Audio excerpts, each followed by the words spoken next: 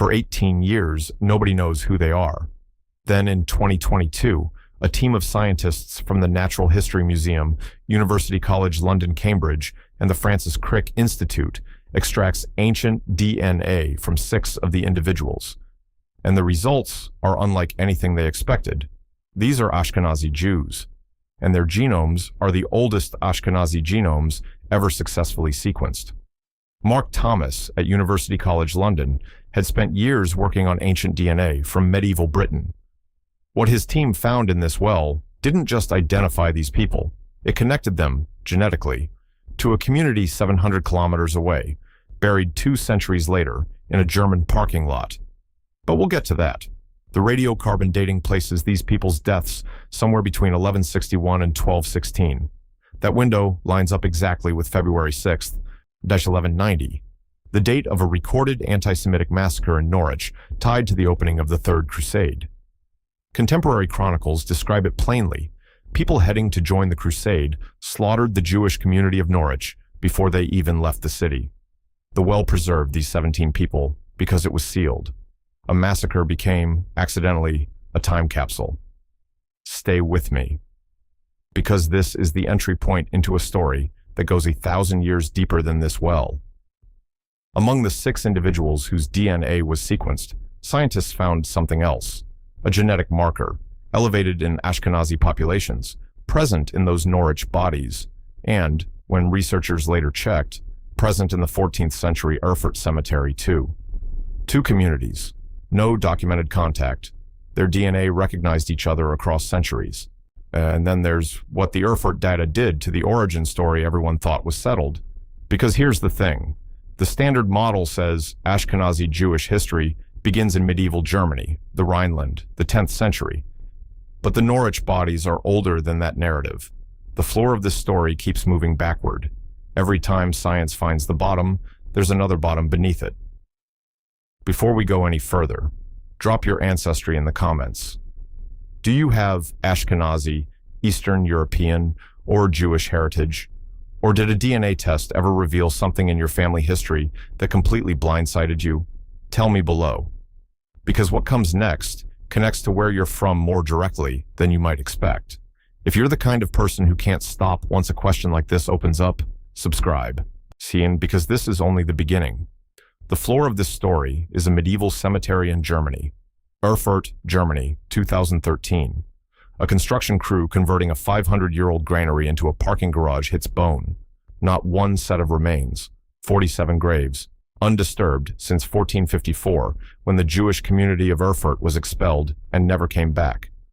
Before scientists can touch a single skeleton, they need permission from Erfurt's modern Jewish community. Traditional Jewish law prohibits disturbing the dead. The community says yes, but only under one condition. The samples must come from teeth already detached from the skull, loose teeth only, nothing removed. One researcher finds a single loose tooth in the soil.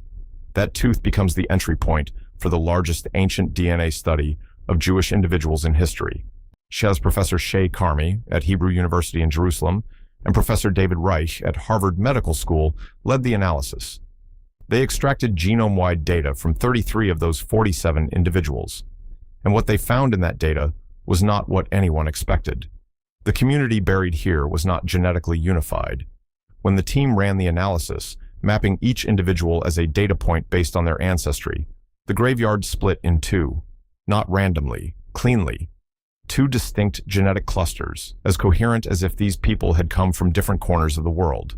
One group showed ancestry most similar to Western Rhineland Jewish communities, higher Near Eastern signal, the kind you'd expect from a population with deep roots in ancient Judea. The second group was different, measurably different. They showed elevated Eastern European ancestry, Slavic genetic signal. But here's where it gets strange. Both groups were buried in the same ground, said the same prayers, shared the same synagogue. Only the DNA knew they were different. The oxygen isotope data confirmed it. Those isotopes record the water a child drinks before age 12. The 2 clusters had drunk from different water sources. They grew up in geographically different places. One stream came from the west, the other from somewhere east of Erfurt, and no surviving document records where. Among those in the Eastern cluster, several individuals bore Slavic given names, not Hebrew names, not German names, Slavic names in a Jewish cemetery in 14th century Germany. The names are the only fingerprint. The records of where those people came from are gone. Here's what makes this hit harder. The split visible in Erfurt is invisible in every modern Ashkenazi person alive today. At some point between the 14th and 17th centuries, those two streams merged completely. The distinct Eastern origin, those Slavic-named people, that unknown migration, was blended to the point where it can no longer be separated from anything else. They are present in every Ashkenazi genome, and they cannot be located. A migration that reshaped the ancestry of every Ashkenazi Jew on earth left no record of departure. The unnamed people left more than a signal in the Eastern cluster. They left a question that runs all the way back to Rome. Because to understand where that Eastern European ancestry came from, you first have to understand the model everyone assumed was true, and exactly how far the DNA turns it inside out. Professor Martin Richards at the University of Huddersfield in England spent years tracing the maternal DNA lineages of Ashkenazi Jews, not modern samples only, but ancient ones. He was looking for the 4 major mitochondrial founder lines that account for roughly 40% of all Ashkenazi maternal DNA variation today. The lines passed only from mothers to children, unbroken across generations. In 2013, his team published what they found, and it ended the standard model. Every single one of those 4 founding maternal lines has ancestry in prehistoric Europe, not the Near East, not the Caucasus, prehistoric Europe, before the Roman Empire, before the Jewish diaspora, before the Rhineland.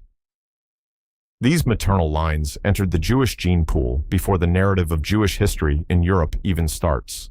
This is not ancient history. These 4 maternal lines are in the mitochondria of every Ashkenazi Jewish person alive right now. The standard origin story assumes a Near Eastern male founder population, Jewish scholars, merchants, refugees from Judea, who settled in Europe and, over time, married local women. The women were European. The men were from the Levant. The maternal DNA was acquired through contact. Martin Richards' data inverts this completely. The women were already there, and not recently there, prehistoric there. In Roman-era Rome, there was a Jewish community of somewhere between 30,000 and 50,000 people, large enough to have its own neighborhoods, its own catacombs.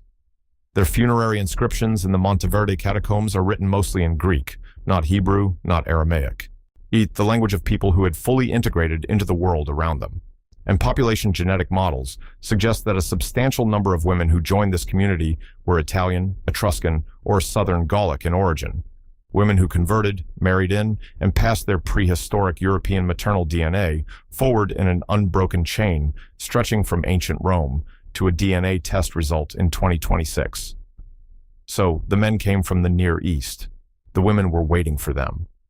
And the Eastern European genetic component we saw in Erfurt, the Slavic signal, the unnamed migration, is a third layer entirely, laid over both. It is not the origin. It arrived later, through a community no document has named. There are 3 genetic layers in the Ashkenazi genome. 2 of them we've traced. The third one is the one nobody can locate. And the European DNA in this population that is so often cited as evidence of European ancestry, it's actually the oldest signal in the entire genome. It predates the concept of a European Jewish community by thousands of years. The women who carried it were not medieval converts. They were something older, unnamed, encoded in tens of millions of living people who had no idea they were there. That darkness, that unnamed third layer, has been weaponized for 50 years under a single name, the Khazar hypothesis. In 1976, a writer named Arthur Koestler published a book called The 13th Tribe. Koestler was himself a secular Ashkenazi Jew. His argument, Ashkenazi Jews don't descend from ancient Israelites at all. They descend from the Khazars, a semi-nomadic Turkic empire that controlled the land between the Black Sea and the Caspian Sea, whose ruling class converted to Judaism somewhere in the 8th or 9th century. Koestler believed this book would end anti-Semitism. If Ashkenazi Jews had no genetic connection to ancient Judea, he thought, there would be no more argument over the land. Instead, the book became one of the most recycled anti-Semitic texts of the 20th century. A book written to protect a people became the sharpest weapon anyone had used against them in decades. In 2012, a geneticist named Aaron L. Heik, then at Johns Hopkins University in the United States, published a study claiming to find Khazar ancestry in the Ashkenazi genome. He used modern Georgian and Armenian populations as stand-ins for the medieval Khazar gene pool. Other geneticists pushed back immediately. There are no sequenced Khazar genomes. The empire's burial sites haven't been studied at genetic scale. Using modern Caucasian populations as a proxy for an 8th century Turkic empire is an assumption so large it essentially argues in a circle. And yet, the Erfurt data, when it arrived a decade later, found no Khazar signal. Not diminished, not at trace levels, none. The study by Waldman, Karmi, and Reich doesn't merely fail to support the Khazar hypothesis, it excludes it. The Erfurt individuals cluster with modern Ashkenazi Jews and with other Jewish populations, Sephardi, Mizrahi, Persian. Not with Turkic populations, not with Central Asian steppe groups. The Y chromosome data shows 65 to 75% Near Eastern haplogroups consistent with ancestry from ancient Judea. So for the Khazar conversion story to be true, all of that signal would have to have been replaced. There is no evidence, anywhere in the genome, that it was. Actually, if you watched my last video on the genetic origins of the Germans, you already saw how ancient steppe migrations can reshape an entire population in ways the historical record never captures. The Khazar question is the opposite of that story, a steppe population that supposedly reshaped a diaspora, except the DNA says it never happened. Did the German genetics video change how you think about population replacements? Tell me in the comments. Then stay with me, because what I'm about to show you is why this hypothesis keeps surviving despite being wrong. And the answer has nothing to do with genetics. The hypothesis circulates today in political discourse across the ideological spectrum. Every time it resurfaces, it carries the same function, to sever the genetic connection between Ashkenazi Jews and the ancient Levant. The science answers this, repeatedly and cleanly. But the reason it refuses to die is that the question it's pretending to answer, who belongs where and why, is not a question any genome can close. Here's what the data actually says. The Eastern genetic signal in Ashkenazi DNA is not Turkic. The evidence points to Slavic ancestry, and the most likely mechanism for how it got there is not conquest or mass conversion, it's flight. The people who carried Eastern ancestry into the Ashkenazi genome were almost certainly refugees, and the event that made them refugees was not a Khazar emperor. It was a mob in the Rhineland in the spring of 1096, and what they did that spring is still being read in the DNA of their survivors' descendants today. The refugees who fled east in 1096 were not the last. In 1348 and 1349, the Black Death swept across Central Europe. Jewish communities were blamed for it, accused of poisoning wells, which is an almost unbearable irony given what we just found at the bottom of a well in Norwich. In that single year, 1349, over 200 Jewish communities in Germany, France, and Switzerland were destroyed. The Erfurt community itself was massacred that year. The survivors who made it out fled east, into Bohemia, Moravia, Silesia, and the territories that would eventually become Poland.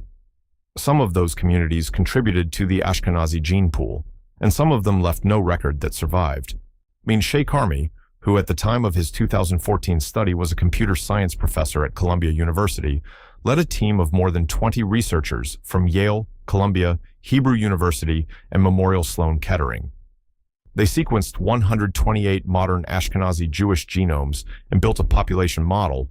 What they found, all of modern Ashkenazi Jewry traces back to a founding group of approximately 350 individuals. The bottleneck happened between 600 and 800 years ago, and as a result of that compression, a random pair of unrelated Ashkenazi individuals today shares more DNA with each other than most people share with their fourth cousins. Karmi himself put it plainly. Everyone in this population is basically a 30th cousin.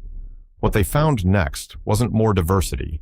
It was the specific shape of its disappearance. The model has a gap in it, but a mathematical gap. The Erfurt community alone, if it were the only source, would make modern Ashkenazi Jews more genetically homogeneous than they actually are. The data requires additional medieval communities genetically distinct from Erfurt, to account for the diversity that exists. The model doesn't suggest these communities might have existed. It demands it. Here's the counter-argument, just so we put it on the table. Maybe the Eastern European genetic component has a simple explanation. Post-1096 refugees moved east. They had limited contact with local Slavic populations. A small amount of admixture entered over generations. Clean, plausible. Several researchers have proposed exactly that. And then you look at the mathematical requirement. The ghost communities the model insists must have existed, and that clean explanation develops a crack. In 1096, Jewish communities in Worms, Mainz, and Speyer were given a choice by crusader mobs: convert or die. Hebrew chronicles from that period, the Mainz Anonymous, record that the majority chose death. Entire families killed each other rather than convert. The communities that fled east carried this specific memory with them. The communities that were destroyed carried it nowhere. The genome records the survivors. It does not record the ones who didn't make it. The 1349 destruction of over 200 communities means that the genetic diversity those communities carried, their distinct founder signals, and their specific admixture patterns was either lost entirely or survives only in the fragments of people who escaped. The modern Ashkenazi genome is not a complete record of medieval Ashkenazi diversity. It's the genome of the people who got through 1349. And everything encoded in the communities that didn't, their mtDNA variants, their paternal haplogroups, their specific Eastern admixture, is gone, not lost through time, destroyed.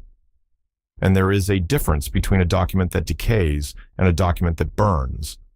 The Ashkenazi genome contains a chapter written in a language whose only surviving copies were held by the communities that didn't make it. What survived the bottleneck was not just ancestry. By 2022, the scientific picture of Ashkenazi Jewish origins is the clearest it has ever been.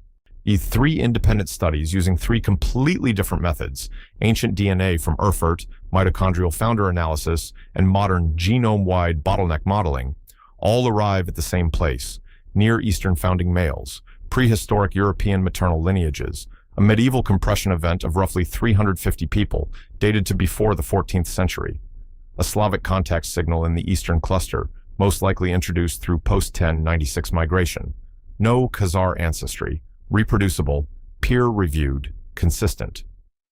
Professor David Reich at Harvard Medical School, who co-led the Erfurt study, described the findings directly.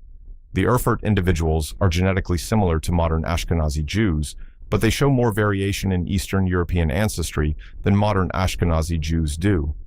The medieval community was the source. The modern population is the narrowed, blended result. There are three conclusions this science reaches. The third one is the one nobody talks about. Scientists describe the Ashkenazi founder event as one of the cleanest population bottlenecks in human genetics. More traceable than the Icelandic population, more preserved than Polynesian migrations. The reason the signal is so legible is that centuries of endogamy, in-community marriage, reinforced by religious law and enforced by outside persecution, kept the genome from being diluted by surrounding populations. What the scientists are saying, without quite saying it out loud, the walls that kept Jewish communities segregated from their neighbors, the laws that enforced separation, the persecutions that prevented integration, all of it, incidentally, made the DNA perfect data. A geneticist reviewing the Erfurt data, working in Jerusalem, reviewing samples from medieval Germany, noted in a published interview that the individuals buried in that parking lot are genetically closer to her own genome than most of her non-Jewish colleagues sitting in the next office. She is looking at people dead for 650 years and recognizing herself. She called it deeply disorienting. The science is settled. The origin is mapped. The genome has been read. And then someone asks the question the consensus forgot to answer. What happened to the disease mutations? The BRCA1185 del-AG mutation, present in medieval Erfurt, carried through the bottleneck, amplified across 600 years of endogamy, is not a historical artifact. It is being diagnosed in oncology clinics in Brooklyn, in Tel Aviv, in Warsaw this week. The founding mother of that mutation has been dead for approximately 800 years. Her inheritance is currently in the body of a woman who has not yet opened her test results. The results arrived in a standard clinical envelope, or a patient portal notification, or a genetic counselor's careful pause before she starts speaking. The BRCA1185-DEL-AG mutation affects approximately 1 in 40 Ashkenazi Jewish women. It was first mapped to this population in 1995, and then a team led by Sarah Gutierrez Enriquez at the Vall d'Hebron Institute of Oncology in Spain spent years running haplotype analysis, essentially tracing the genetic fingerprint of the mutation across generations, trying to establish exactly when and where it originated. Her team's finding, this mutation arose approximately 61 generations ago, roughly 1,200 years ago. Consistent with the medieval period, consistent with the founding community, consistent with the Bottleneck. It was present in the Norwich well victims. It was present in the Erfurt cemetery. It has been traveling in an unbroken chain of mothers and daughters since before the Crusades. This isn't ancient history. The woman who carried this mutation in Erfurt in 1349 has living descendants being diagnosed right now.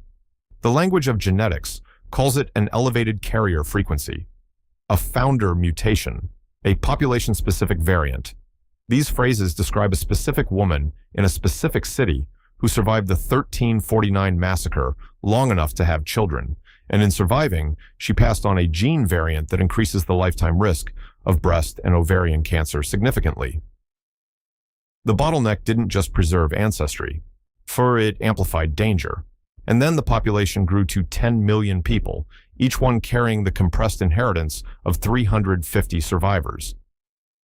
In the early 1970s, before genetic testing existed for any of this, Tay-Sachs disease, another founder mutation amplified by the same medieval Bottleneck, was killing 1 in every 3,600 Ashkenazi Jewish babies born. Not because the mutation was new, because it was ancient and the population was dense, and 2 carriers had no way to know. The community-organized Tay-Sachs screening program launched simultaneously in Baltimore and Montreal in 1971. It was the first population-wide genetic screening effort in recorded history. The medieval cemetery funded the modern clinic. The same Bottleneck that made the Ashkenazi genome one of the most scientifically valuable datasets in human genetics also made this population medically vulnerable to a specific cluster of inherited conditions. These 2 things are not separate facts. They are the same fact. The 2022 Erfurt study that traced the Eastern European ancestry resolved the Khazar debate and mapped the founding community. That same study identified 16 disease-causing mutations across just 33 medieval individuals. 16 mutations, 33 people. The founding population was not just small, it was carrying. And now, here's the thing that population geneticists have been careful about stating too loudly. The genomic compression signature in Ashkenazi DNA is extreme enough that the documented medieval massacres, 1349, the Black Death pogroms, don't fully account for it. The signal points toward a second, earlier compression event, possibly 1096, possibly earlier. An event so severe it left a mark in the genome that 900 years of population growth has not smoothed out.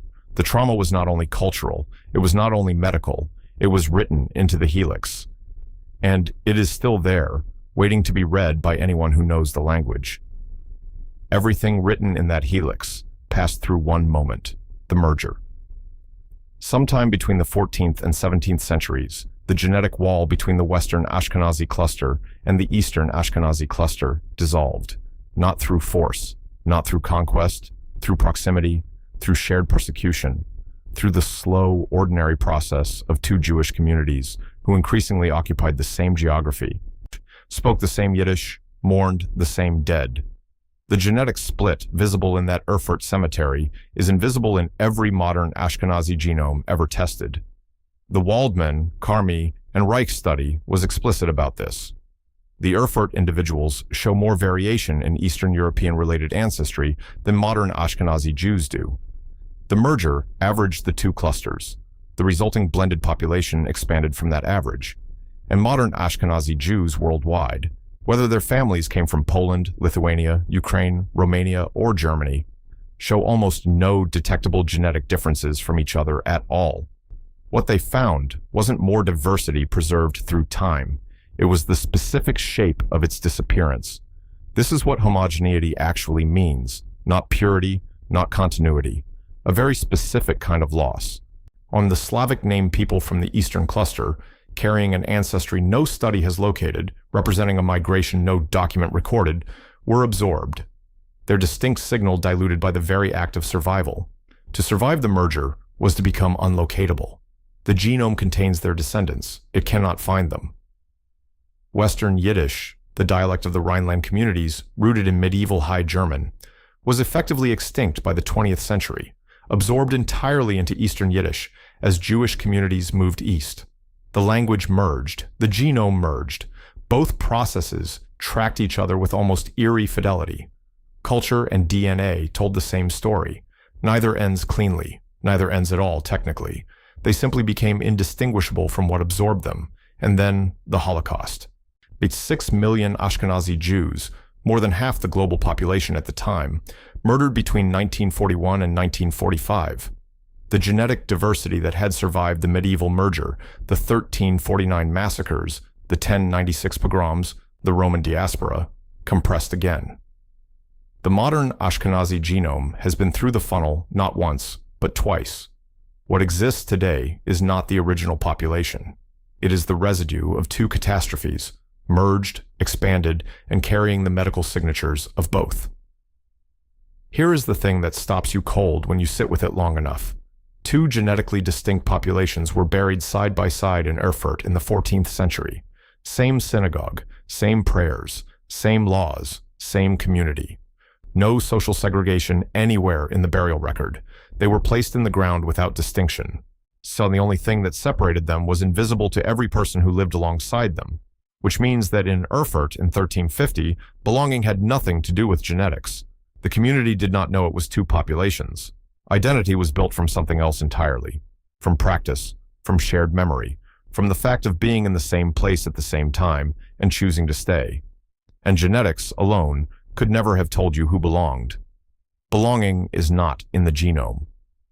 After the Erfurt study was completed, the teeth were reburied. Rabbinical law was observed.